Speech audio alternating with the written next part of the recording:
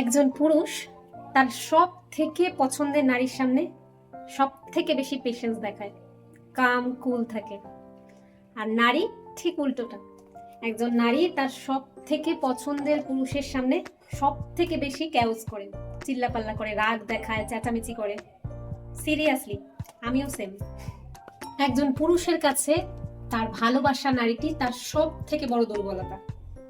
সেভাবে এর কিছু হয়ে গেলে আমার কি হবে, আমি কি করে বাঁচবো, তাই সে সব সময় তাকে আগলে রাখতে চেষ্টা করে।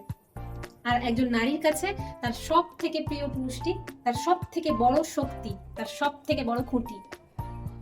সেভাবে এই মানুষটা আমার পাশে থাকলে আমি পুরো দুনিয়া জয় করতে পারবো।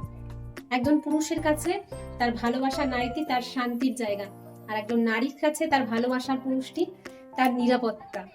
একজন পুরুষ বাইরে যতই রাগী বস হয়ে থাকুক না কেন, তার ভালোবাসার নারীটির কাছে সে একদম শান্ত বাচ্চা। একজন নারী ঠিক তার উল্টোটি।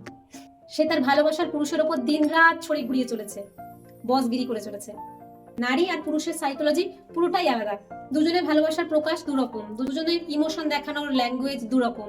তো এই কারণে রিলেশনশিপে এত গন্ডগোল। নারী পুরুষ দুজনে এক সুতোয় বেঁধে তো আছে, বাট দুজনের মন বুঝে কেউই চলে না। আর এই নিয়েই পুরো পৃথিবী চলছে, তাদের সাথে সাথে ঝামেলাও চলছে। তোমার রিলেশনশিপ স্ট্যাটাসটা কেমন এখন? কমেন্টে অবশ্যই জানাও।